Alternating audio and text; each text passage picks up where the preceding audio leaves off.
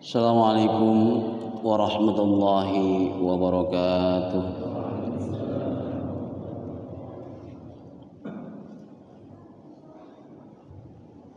Alhamdulillahilladzi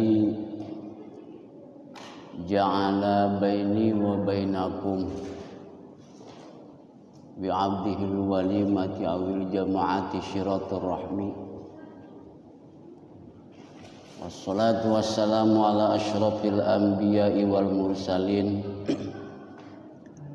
wa ala alihi wa ashabihi at-tahirin wa at-tayyibin wa la hawla wa la quwwata illa billahil aliyyil azim. Amma ba'du fa in ahsanal kalam wa abyanil nizam kalamullah dzil jalali wal ikram. Wa khairul huda huda sayyidina Muhammadin sallallahu alaihi wasallam wa syarrul umuri muhdatsatuha wa kullu muhdatsatin bid'ah wa kullu bid'atin dhalalah wa kullu dhalalatin finnar. Qala Allah Ta'ala fil Qur'anil Azim wa huwa asdaqul qailin al-mutassik bi sifatil kamaliyah. A'udzu billahi minasy syaithanir rajim. Bismillahirrahmanirrahim. Wa'bud rabbaka hatta ya'tiyakal yaqin. Sadaqallahul azim wa balagha rasuluhu ala habibul karim wa nahnu ala dzalika minasy syahidin wasyakirin walhamdulillahi rabbil alamin. Wa qala nabiyyu sallallahu alaihi wasallam talabul ilmi fardhatun ala kulli muslimin wa muslimatin. Al hadis. Ma'asyiral muslimin wa jumratal mu'minin, jamaah maghrib yang dirahmati Allah Subhanahu wa taala. Tentunya pertama mari kita panjatkan puja dan syukur kita ke hadrat Allah Subhanahu wa taala. Alhamdulillah pada kesempatan malam ini Allah masih senantiasa memberikan kepada kita kesehatan sehingga kita bisa melaksanakan sholat berjamaah maghrib di Masjid Al-Mizan. Setelah melaksanakan berjamaah maghrib,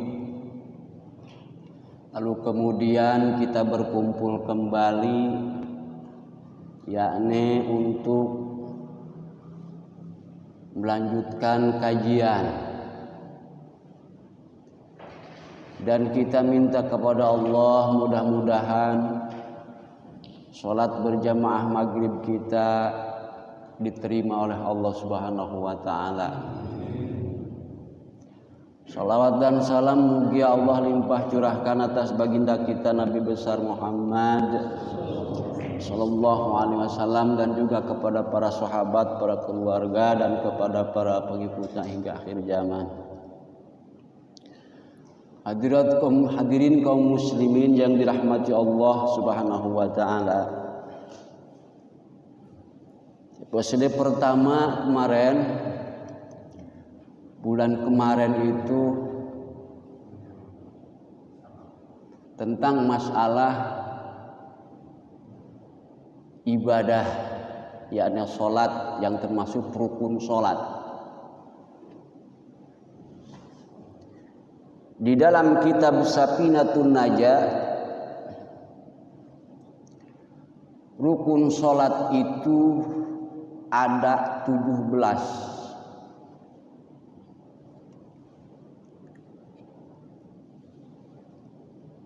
Mohon maaf, kacamatanya hilang satu.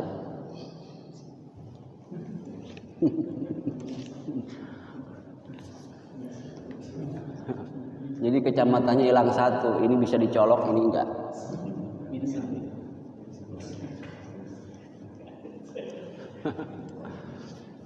Siapa tahu ada yang kasihan gitu. Amin. Oh kasihan amat lewat ngelihat Pak Haji, kasihan amat katanya kecamatannya bolong satu langsung dikekalianterin ke rumah. Hadirin jamaah maghrib yang dirahmati Allah Subhanahu wa taala. Bulan kemarin itu adalah tentang masalah rukun salat. Cuman sebelumnya menerangkan rukun sholat itu adalah menerangkan sholat tentang berjamaah. Di dalam hukum berjamaah, kebanyakan para ulama itu menganjurkan sholat berjamaah itu adalah hukumnya fardu kifayah.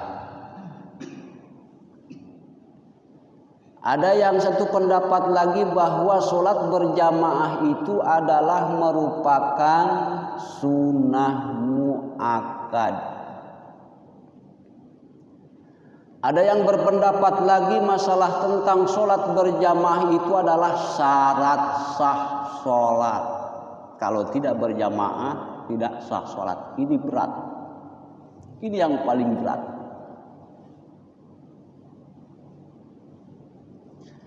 Jadi para ulama mengambil kesimpulan bahwa sholat berjamaah itu adalah hukumnya fardu kifayah. Kenapa disebut atau kenapa ini dijadikan fardu kifayah? Karena fardu kifayah itu salah satu hukum syariat Allah yang dibebankan kepada Nabi ini yang sangat ringan. Kenapa fardu kifayah bisa menggotong semuanya? Misal sudah saya contohkan kemarin tentang masalah sholat berjamaah. Misal di Masjid Al-Mijan ini dalam satu waktu tidak ada satu orang pun yang melakukan sholat berjamaah, dosa semuanya, seluruh BSD. Tetapi misalnya ada yang mewakili Pak Astori sama Pak Haji Wawan, 2 orang misalnya. Pak Haji Wawan imam, Pak Astorinya makmum. Gugur, tidak dapat dosa semua orang BSD.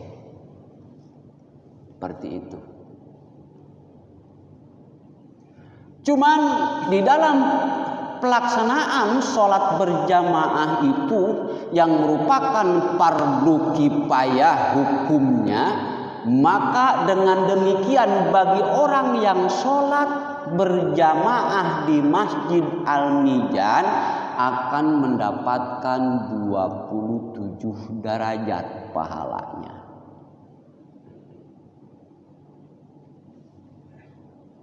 Karena kata Nabi, sholatul jamaah afdalu min sholatil fad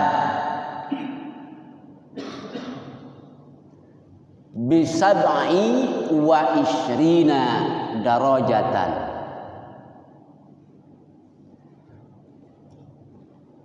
Jadi keutamaan sholat berjamaah itu adalah lebih utama daripada sholat sendirian. Sholat berjamaah akan mendapatkan bisyab'i wa ishrina darajatan, akan mendapatkan pahala 27 derajat. Nih, 27 derajat tadi didapatkan. Bapak-bapak, belum lagi duduk di sini. Apalagi sambil diiringi dengan diniatan dengan iktikaf. Pahala iktikaf. Judulnya karena ibadah. Duduk di masjid, sholat berjamaah ibadah. Setelah melakukan sholat berjamaah, duduk sebentar 1 jam. Diniatan iktikaf ibadah. Nawaitu al-iktikafa fi hadzal masjid taqarruban ilallah billahi ta'ala. Itu. Jadi niat saya beriktikaf selama duduk di masjid karena ingin mendekatkan diri kepada Allah, karena Allah Ta'ala. Diniatan iktikaf ibadah, dapat pahala ibadah. Belum lagi niat untuk mencari ilmu. Walaupun ilmu itu misalnya didapat yang tidak juga orang itu tidak berilmu seperti saya. Saya tidak merasa bahwa saya punya ilmu. Cuman tadi masing-masing orang mempunyai kelebihan dan kekurangan.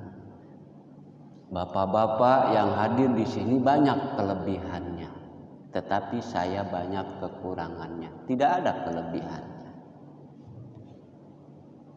Makanya lebih baik bapak-bapak daripada saya. Maka dengan demikian, kalaupun saya mengomentarkan hukum, membacakan hukum kurang berkenaan dengan muqtadal halnya, tidak bisa dipahami, saya mohon maaf yang seluas-luasnya. Karena saya hanya ala kadar karyawan SPL, Spring Panelen.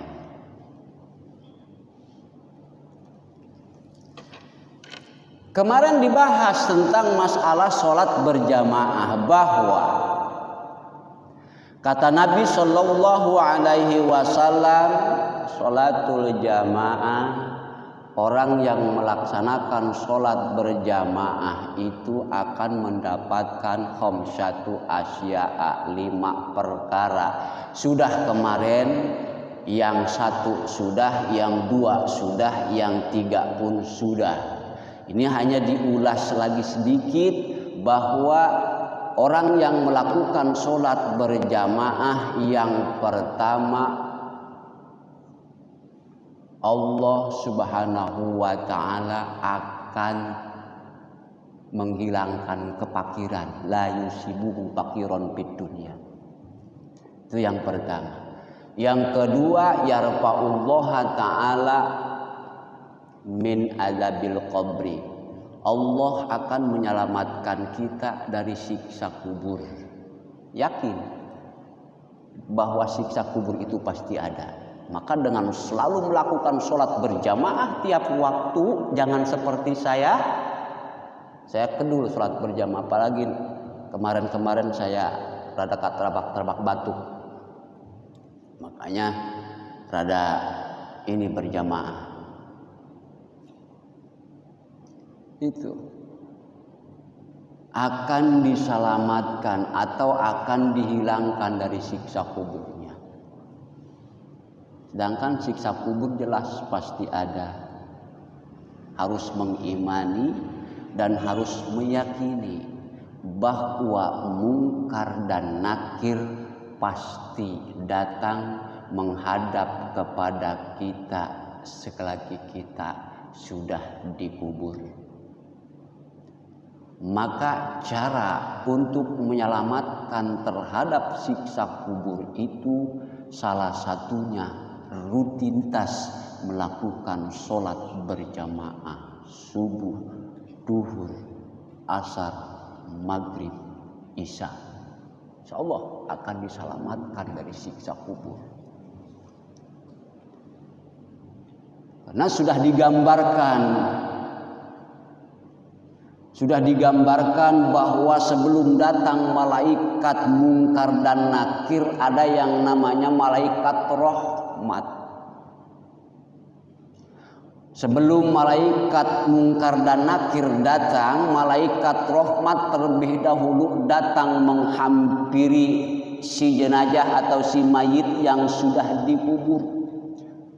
Menghampiri si fulan, wahai fulan, kamu sekarang sudah berada di dalam tanah. Nanti bakal datang 2 malaikat mungkar dan nakir yang sangat menyeramkan. Akan datang menghampiri kamu, akan menanyakan tentang amal-amal kamu. Apakah kamu sudah siap wahai si fulan, kalau seandainya kamu sudah siap, coba perlihatkan kepada saya amal kebaikanmu dan amal kejelekanmu.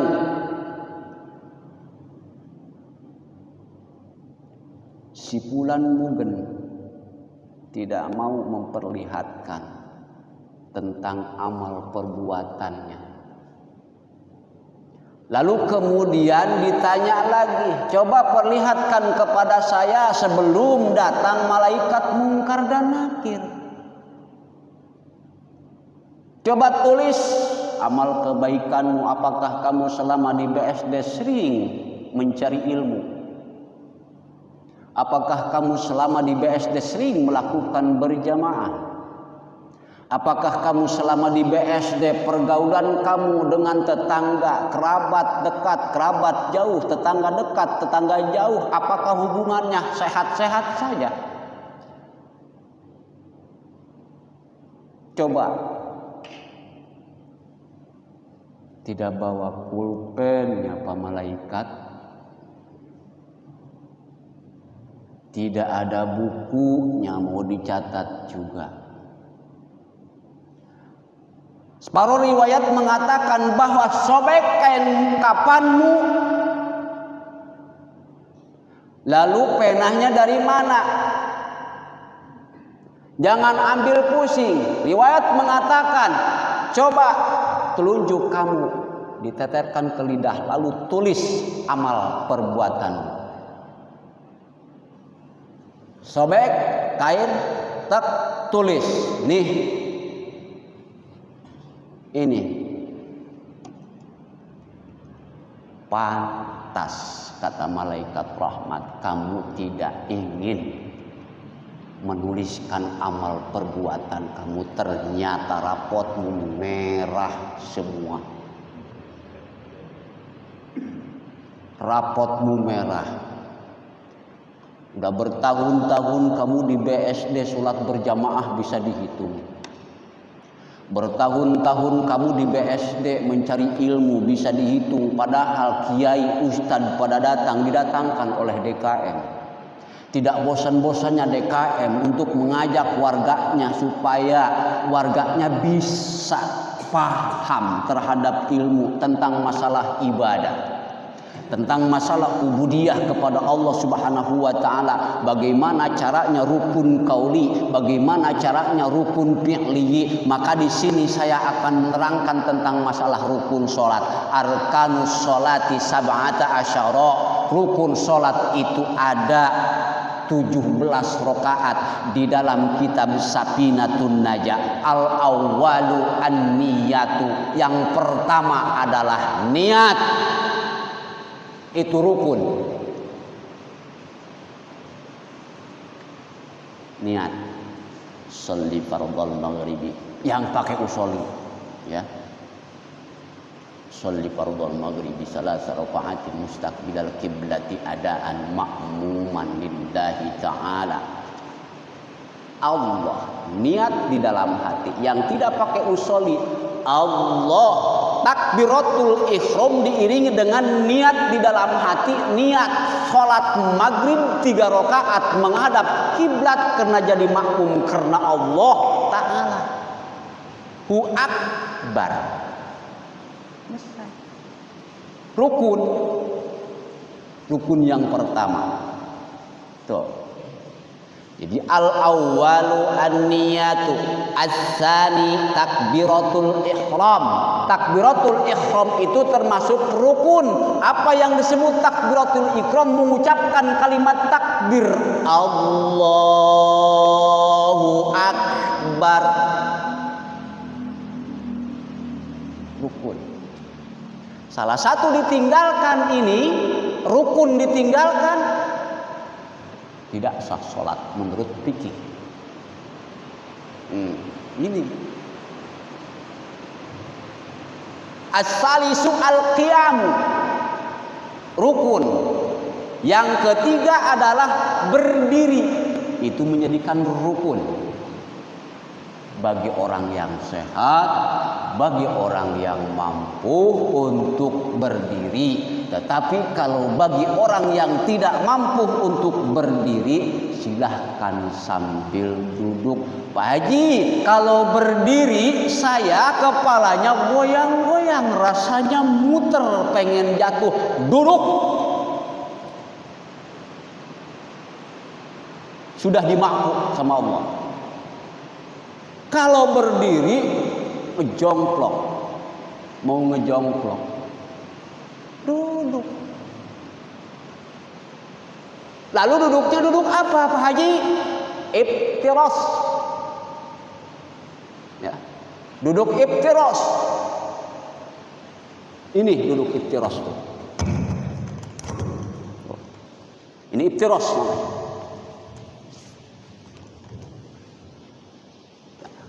Duduk iftiras. Allahu Akbar.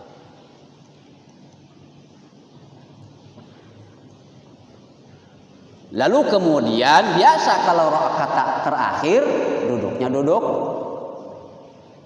tawaruk. Ada yang mengatakan para ulama menyebutnya tarabu. Tawaruk dengan tarabu. Kenapa disebut tarabu? Sok coba dicoba. Karena itu percis angka 4 kaki itu. Jadi perapat 4 disebut tarabu. Tarabu itu adalah perapat 4. Hampir kelihatan angka 4, makanya disebut tarabu. Hampir. Qiyam, rukun. Tetapi orang yang sehat, orang yang masih jag-jag, sholat wajib melakukannya sambil duduk. Tidak sah. Salah satunya itu adalah meninggalkan rukun fi'li yang sudah diatur oleh syariat Islam. Terkecuali sholat sunnah. Tidak apa-apa sholat sunnah sambil duduk walaupun sehat. Cuman ya pahalanya dikurangi. Itu. Pahalanya aturan 2, ini dapat 1. Itu. Pahalanya aturan dapat 3, ini dapat 2,5 atau dapat 1. Itu. Silahkan. Al-qiyam. Di sini juga kan al-qiyamu 'alal qadiri. Bagi yang mampu, bagi yang sanggup. Makanya di BSD banyak orang-orang yang tua yang sudah rapuh kekeplokan ininya nih, dengkulnya. Dia memaksakan untuk berdiri, merasakan mampu. Barang sholli fardhal maghribi salat. Allahu Akbar. Imam baca. Sebelum Fatihah baca doa iftitah, Allahu Akbar kabir walhamdulillahi katsira. Ada yang doa iftitah itu Allahumma ba'id baini wa bainal khataaya kama ba'adta bainal masyriqi wal maghribi, dan selanjutnya ada yang seperti itu.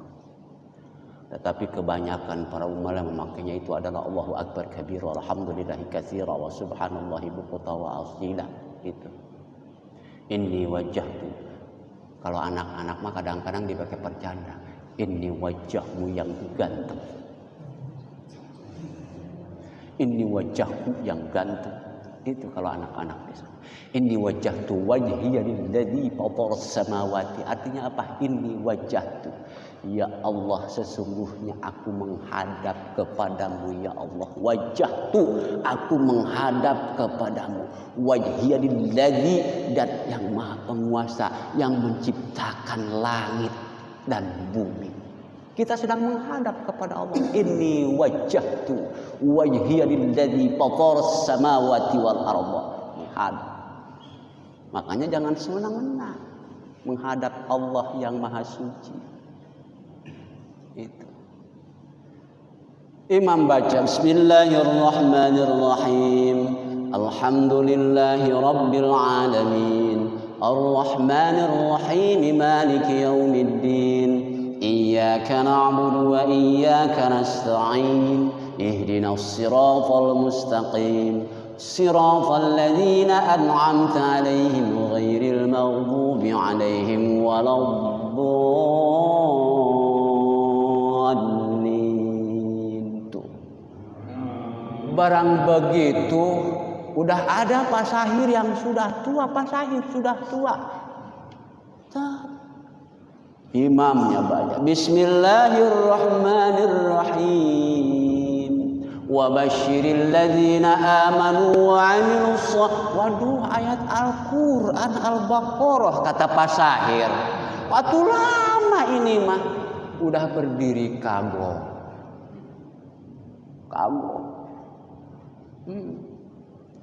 Imamnya kan biasa. Makanya kalau sholat itu hati-hati. Di dalam surat Al-Ma'un kan disebutkan fawailun lil musallin, neraka wel bagi orang yang sholat. Yang sholat aja neraka wel, apalagi yang tidak sholat. Coba bayangkan. Fawailun lil musallin, yang bagaimana alladzina hum yura'un. Neraka wel itu orang yang sholat tetapi melakukan sholatnya diiringi dengan ria, pengen di alam, pengen dipuji orang lain. Artinya imam baca suratnya Al-Baqarah pengen dianggap, oh ini mahafid Quran. Ria. Fawailul lil musallin, itu yang disebut fawailul musallin. Baca Al-Baqarah. Wa basyiril ladzina amanu wa 'amilus shalihati anna lahum jannatin tajri min tahtihal anhar kullama ruziqu minha min samaratir rizqa qalu hadzal ladzi ruziqna min qablu wa utu bihi mutasyabiha wa lahum fiha azwajun mutahharatun wa hum fiha khalidun.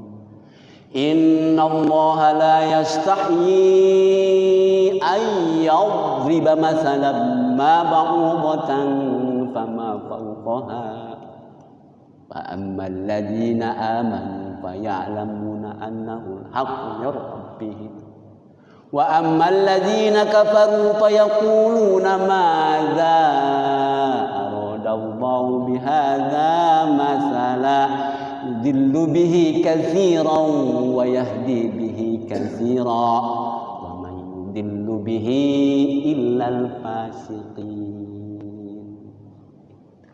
Itu baru 2 ayat. Omplet-ompletan keburu ngedupruk yang kutruknya. Ambil khairul umur ausatuha, sebaik-baiknya perkara pertengahan. Ini jamaah hobinya dikasih apa nih bacaannya? Udah paling panjang wadduha, udah. Supaya hatinya tidak ngegutruk. Masa kita ingin mengganggu orang lain? Imam bisa mengganggu orang makmum. Allahu Akbar imam. Bismillahirrahmanirrahim. Qul sadaqallahu fattabi'u. Surat Ibrahim. Kan si makmum. Waduh, ini mah imam tidak tahu, enggak punya pikiran. Ngeganggu kepada hatinya si makmum.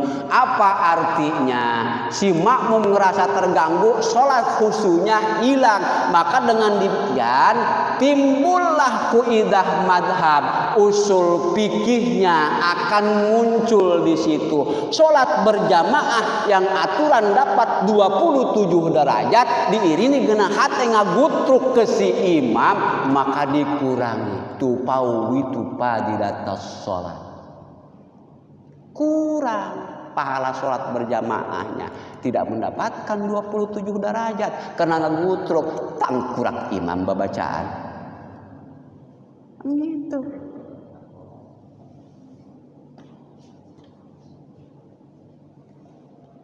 Butuh urus ngagotrok ulah. Jangan-jangan yang tua yang muda zaman sekarang udah mungkin beda ya, makanan kali. Coba orang-orang tua dulu. Setua saya belum pakai kacamata. Saya sudah pakai kacamata. Dulu saya punya mertua, kakek di Cianjur. Itu mungkin paling tertua, umurnya 130 tahun. Jangan.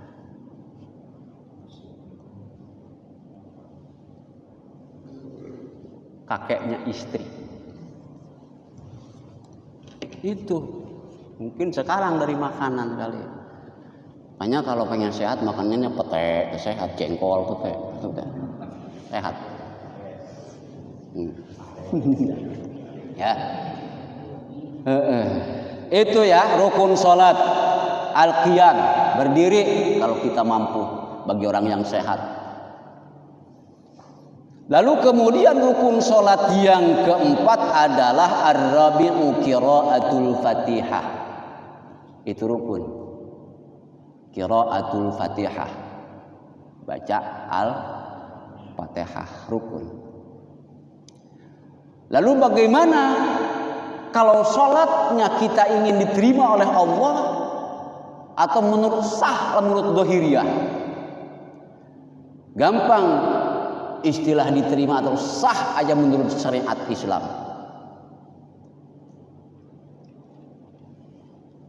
Fatihah harus bagus. Jaga musyadadnya. Musyaddadah di dalam Fatihah. Apa musyaddadah? Tasdidnya dijaga. Bismillahirrahmanirrahim. Di lapan bismillah ada berapa tasdid? 1, 2, 3. Yang pertama bismil, lahnya 8, lah tasdid. Bismillahir. Yang kedua ra. Yang ketiga ra lagi. Bismillahirrahmanirrahim. Nirrahim. Jangan sampai ditinggalkan, jangan sampai tidak dijaga. Musyaddadah di dalam Fatihah. Ini rukun yang harus baik dibacanya.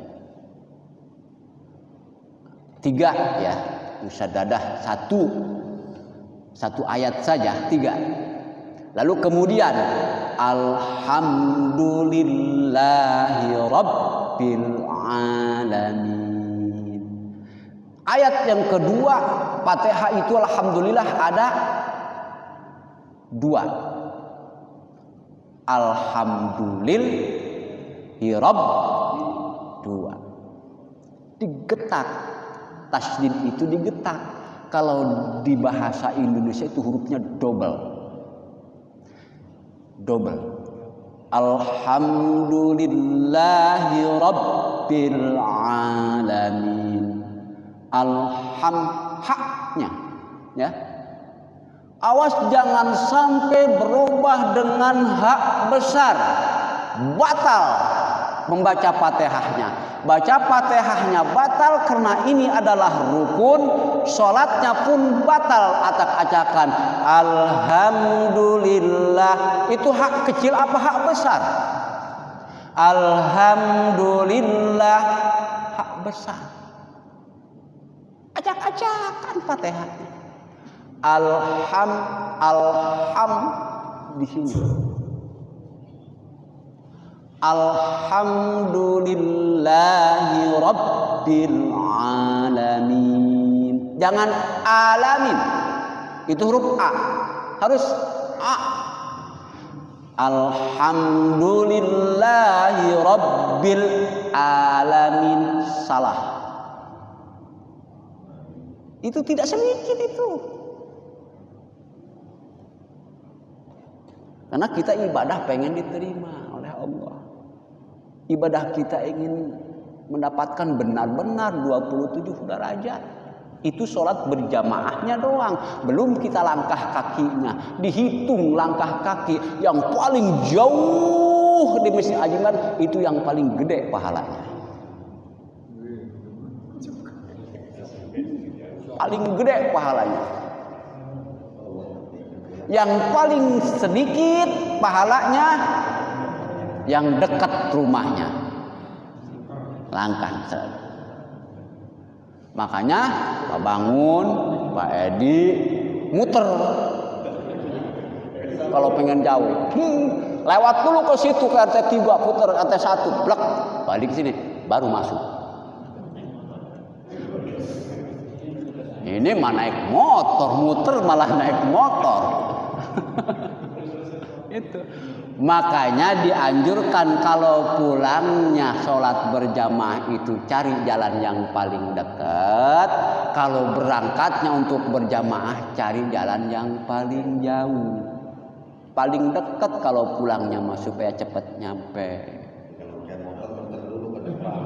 Itu. Ini mah kebaliknya. Kadang-kadang baliknya muter.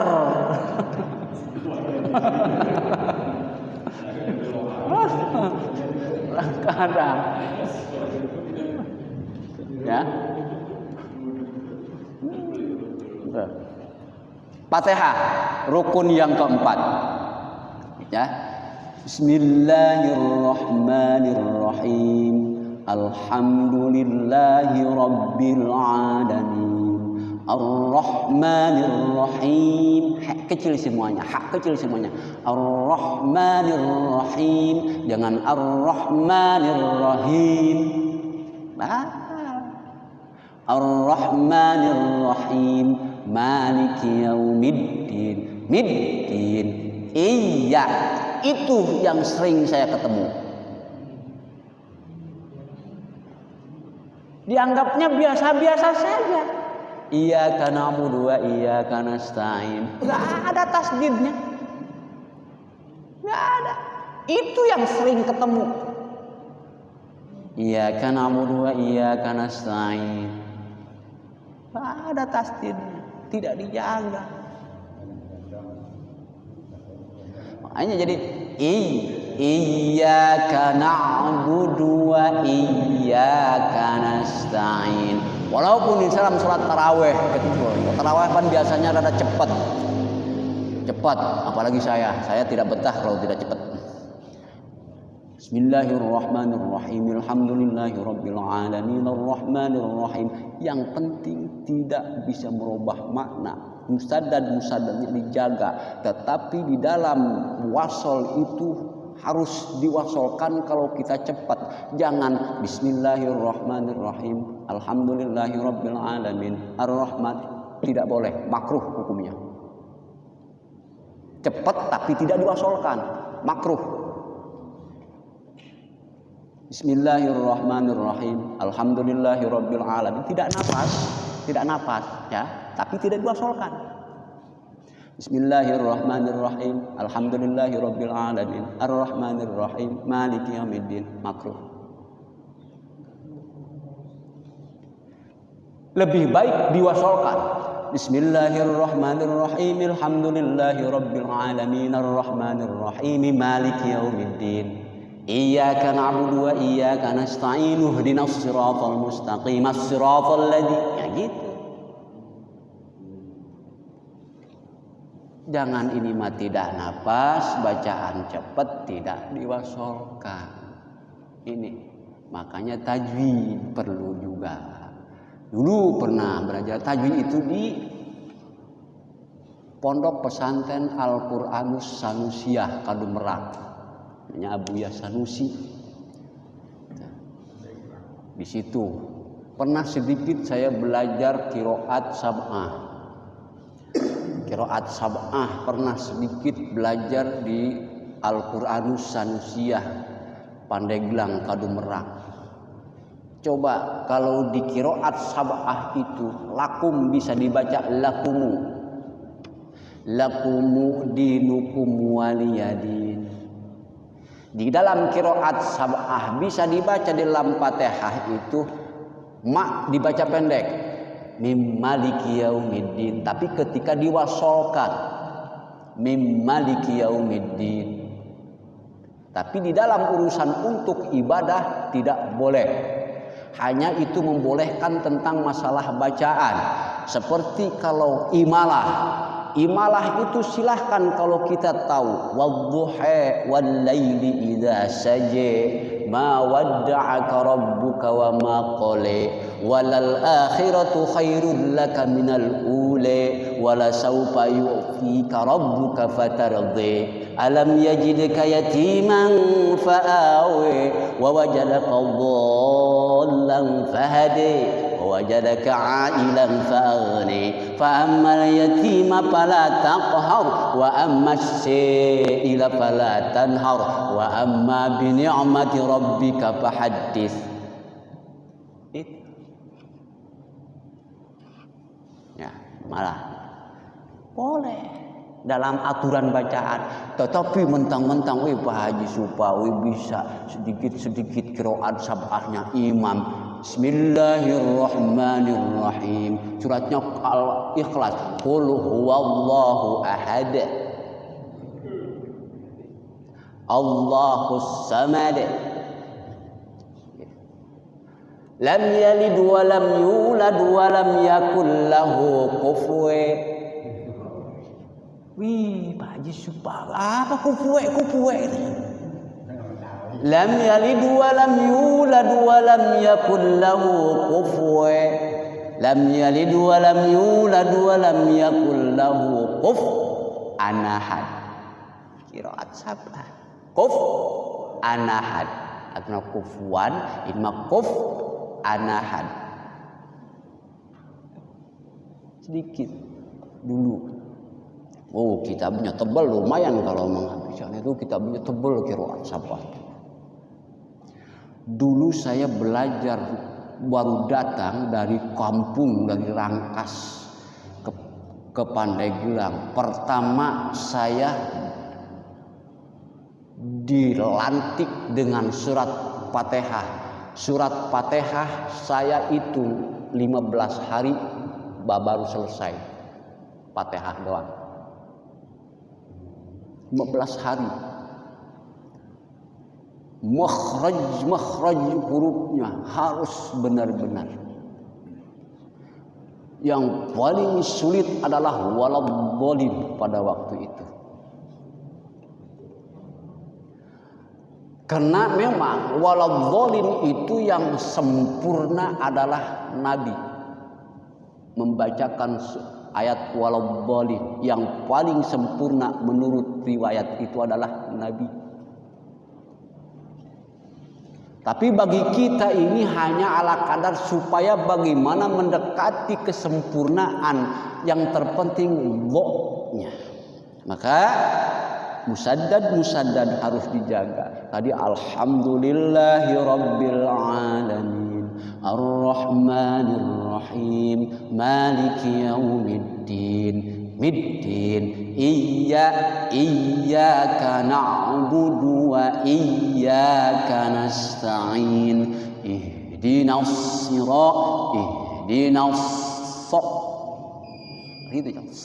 siratal mustaqim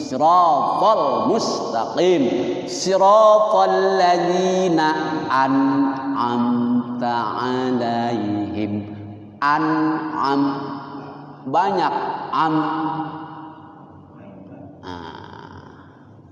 an'amta 'alaihim ghairil maghdubi 'alaihim waladdallin.